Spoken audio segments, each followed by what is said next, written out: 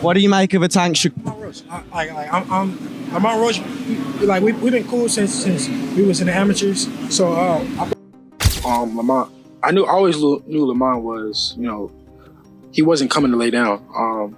I've been knowing Lamont since we was kids, so we came up in amateurs together. So I knew Lamont was serious. He was coming in there to fight. Obviously, just to secure the win is doing just enough to get a draw. So I have to push harder. I have to train harder. I have to be more mean. I have to be more physical. Devin Haney visits Lamont Roach's training camp ahead of the Gervonta Davis rematch. Haney says he's sparred with Lamont before and knows him well. He's cool with him and supports his preparation. Haney's presence shows mutual respect as Roach gears up for one of the biggest fights of his career. Unfinished business. What do you make of the Tank versus Roach fight? Do you think it's a fight that Tank should have at this point of his career? No comment. What do you make of a Tank? Lamont Roach. I'm Lamont Roach. We've been cool since we was in the amateurs. So I'm happy that he got the opportunity. And Devin Haney observed Lamont Roach's performance against Gervonta Davis with unwavering confidence. Having shared the amateur ranks and trained alongside him, Haney knew Roach's capabilities intimately. When Roach landed a decisive shot that forced Davis to take a knee in the 9th round, Haney was convinced he saw a legitimate knockdown. Yet referee Steve Willis refrained from scoring it as such, allowing Davis to rise, continue, and ultimately walk away with a majority draw. Haney later expressed his frustration, telling Ring magazine, "I thought he won the fight." And finally, I wanted to get your thoughts on the Gervonta Tank Davis situation. What was your assessment on his fight against Lamont Roach, and what are your thoughts on the knockdown that wasn't called in round 9? Yeah, I thought it was a good fight overall. Lamont, I always knew Lamont was, he wasn't coming to lay down. I've been knowing Lamont since we was kids, so we came up in amateurs together. So I knew Lamont was serious. He was coming in there to fight. But he did a lot better than I thought he would, and I thought he won the fight personally. Yeah, the no knockdown, that was like unheard of. It was the first time I've ever seen it with my own 2 eyes, and yeah. Yeah, you were you've made some comments. I wanted to see the backflip, and I'm surprised Tank didn't say nothing back to you about that. Hey, I was just speaking my opinion on it. Behind the scenes, Devin Haney and Gervonta Davis have engaged in spirited sparring sessions, moments that surfaced once Floyd Mayweather Jr. released footage of their training in action. The video, widely circulated in boxing circles, clearly shows Davis landing clean shots on Haney. Did you ever see him spar any of them? Yeah. What happened? Who he sparred? Y'all know what happened, man. I don't know. He sparred Devin. It's packed, it's hot. They get in there. Tank hit that nigga. He hit him, boom. Then he hit him again, and he went out. I jumped in the ring. Because at the time, Devin is 17. It calmed down, and they got back to working, Tank got a little bit more fatigue. And once they kept going, Devin got the best of them. Oh, okay. But in a real fight time with 8-ounce gloves on, bye. With characteristic candor, Haney addressed the boxing community, saying everyone has their own stories about my sparring. He recognized that each fighter frames their training anecdotes to fit their own narrative. Haney's might emphasize his defensive wizardry, while Davis might spotlight his power. it was so long ago that it doesn't even matter now because, we're grown men and we could, settle it in the ring. All right, yeah. It's where it really counts because, it's so many stories, so many different point of views. But I told my story, and now I'd rather just get it in under the lights. I love that. Counts. Our first fight, me and Ryan's first fight, we was I want to say 10 years old.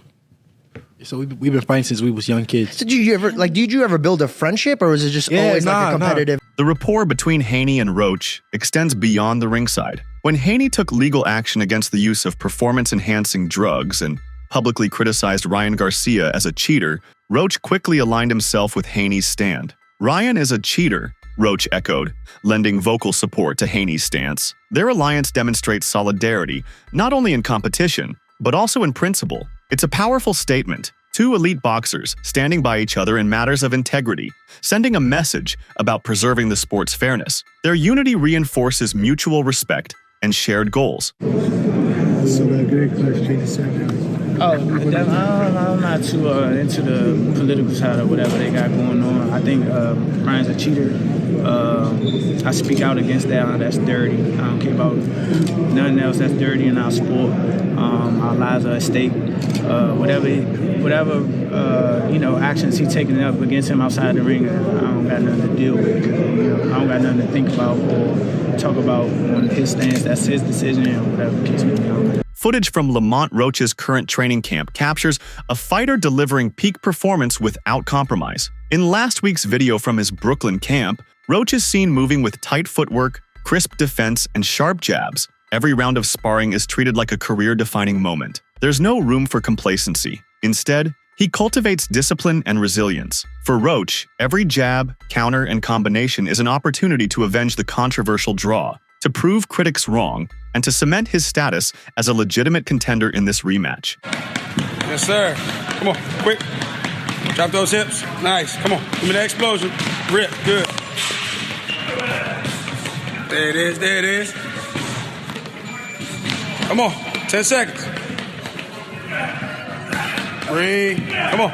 Come on. Time. Yes, sir.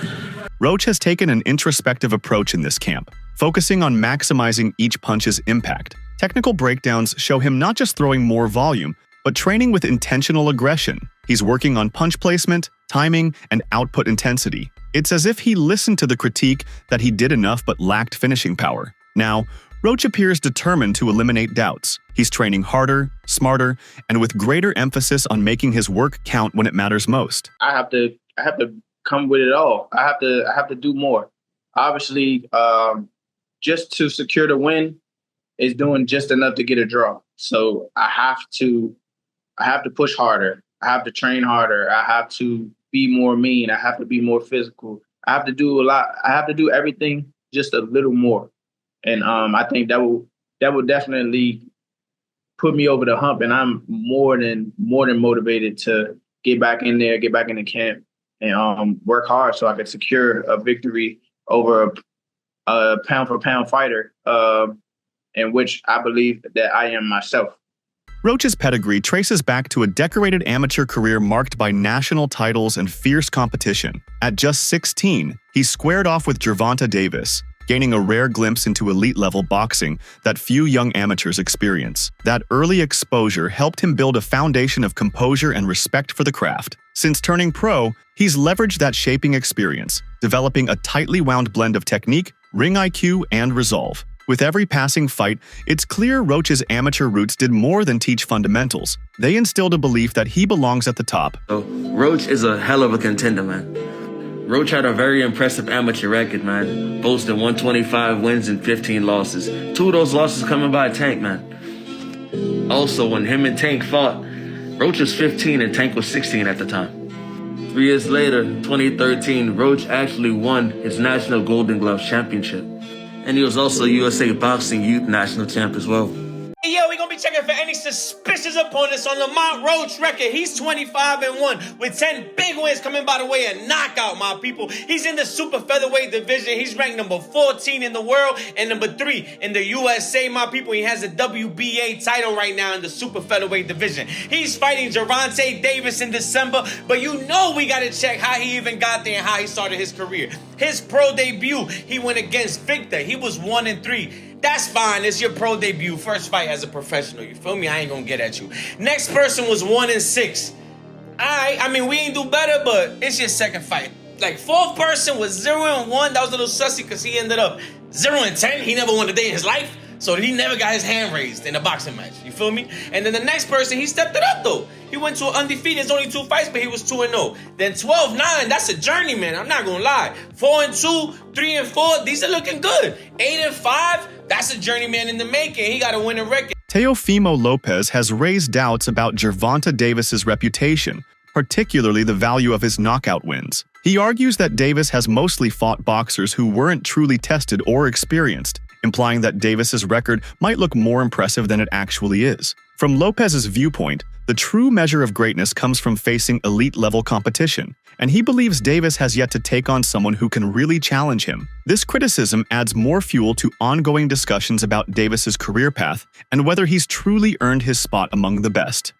So you think you dominate Tank? I think I dominate any of them. If you really look at it, if you gotta really tap in on this, look at their resume, all that extra, whatever. There's a certain limit that you hit, right? But then there's that next criteria or that next top tier. And if you don't match that, you never gonna know how great you really are. And I've done that a few amount of times already. I jumped out that box and done that. So I have yet to see Gervonta come out of that box yet. You know what I'm saying? They're about to put him with a guy at 130 pounds. Whether he's a champion or not, you're getting a guy lighter than you to come up and weight to make you look good again. You know what I'm saying? Like Eddie Hearn has continued to speak positively about Lamont Roach Jr., even when others have questioned his credibility as a top contender. As the promoter leading up to the Davis versus Roach fight, Hearn didn't shy away from defending Roach's skills and potential. While the public might have been skeptical, Hearn's support gave Roach the professional backing he needed on a big stage. This year or in boxing, there's obviously been a hurdle. Will he get through the second fight, Gervonta? Maybe not. I mean, I think he's had a result, to be honest with you, because one, he should have lost the fight. I mean, he should have had a point deducted. There's no doubt about that. But two, people criticised the Roach fight. I knew it would be a good fight because we know Roach is a good fighter, but people in boxing know that Roach is a good fighter. Now it's giving him another fight. Because if he would have beaten Roach, he's kind of backed in a corner to fight Shakur Stevenson, I think. But now he's got a rematch that's actually much bigger than the first fight. So, yeah, I think he'll be more switched on for this maybe, but Roach is a good fighter. Even with a world championship under his belt, Lamont Roach still flies under the radar for many fans. His quieter public profile has led some to underestimate him, assuming he was an easy choice for Davis. However, those who followed his career understand that Roach brings solid technique and tactical awareness into the ring. His growth has been steady and consistent, making him a more complex opponent than many realize. Being overlooked may actually play to Roach's advantage, giving him extra motivation and allowing him to fight without pressure while proving critics wrong. Like I said, in boxing, at the end of the day, Lamont Roach is a world champion at the end of the day. Like I said, the whole thing about Lamont Roach is that he could fight, and you can't overlook anybody, especially not at the top level. Everybody knows he can fight, and Tank and Lamont Roach have been acquainted with each other since they were young fighters. And, just coming up in the game and knowing each other, the comfortability, that's still something that could threaten one another. But I feel like Tank will come out on top at the end of the day. But Lamont might give people, a tougher fight than he might. Speaking on that, though, like you fought guys early in your amateur career, right? And then you fight them now. Do you already know what to expect, or is there somewhat of an evolution? No, it's definitely an evolution. It's definitely changed in people, but a lot of times, probably half the time, people's mentality stay the same. And their personalities don't always change. So you might be more comfortable with somebody, just growing up with them and knowing where they come from and knowing their background and stuff, versus just not knowing the fighter at all. Who wins that fight, Lane? Tank. I got Tank. How? I don't know. I feel like Tank might break him down, work his way to a knockout. Because Tank is great at break the fighters down.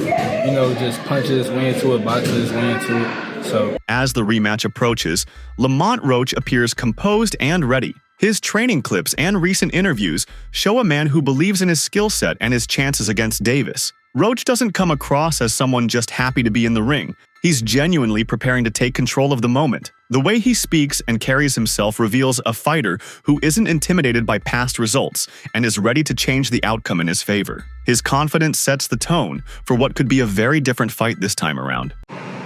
I feel like you got a certain confidence about this fight that I've interviewed a few different Tank opponents, and everybody gonna say like, yeah, everybody say this shit. That's what you're supposed to say, right? Like, I'm going into a fight. I don't think people thinking they're gonna lose, but it just feels like you have a different confidence than most other people. Where do you feel like that comes from? That's just how I'm wired, bro. I ain't never backed down from nothing. I damn sure ain't never wanted to come second to anything. So why would it change here?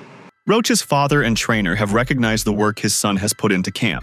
He's seen Lamont train with discipline and intensity, showing signs of growth since the first fight. While he remains supportive, he's also turned his attention to Davis's mental approach, hinting that Davis may not be in the right mindset leading up to the rematch. This concern doesn't come from rivalry, but from watching how Davis is handling the spotlight and pressure. The elder Roach's balanced outlook adds another layer of insight into the upcoming fight.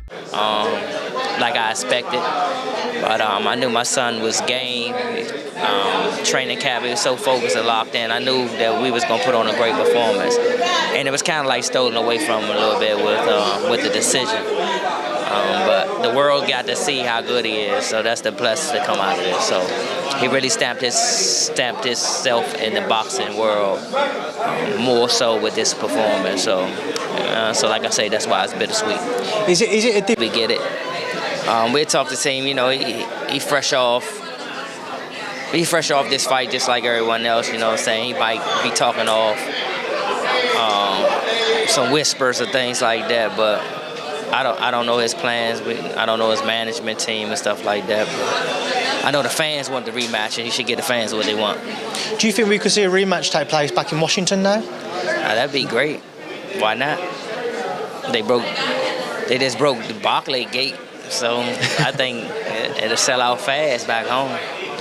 Claressa Shields has voiced concern about Davis's recent behavior and how it might affect his performance. She believes mental health plays a key role in how fighters perform, especially when emotions and outside distractions start to build up. I don't know if it's just because I'm getting older now or what, but I feel like Gervonta is a hell of a fighter, but he needs to get his mental together. When I hear some of his interviews and I see some of the stuff that he's saying, I can just tell that he's not in love with the sport no more. I can tell that he didn't get his just due.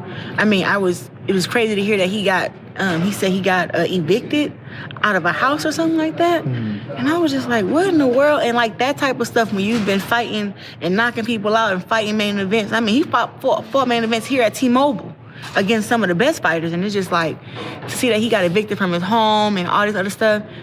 Now he got kids and, you know, he's not signed with TMT. Mayweather. Promotions, No, he's on his own. anymore.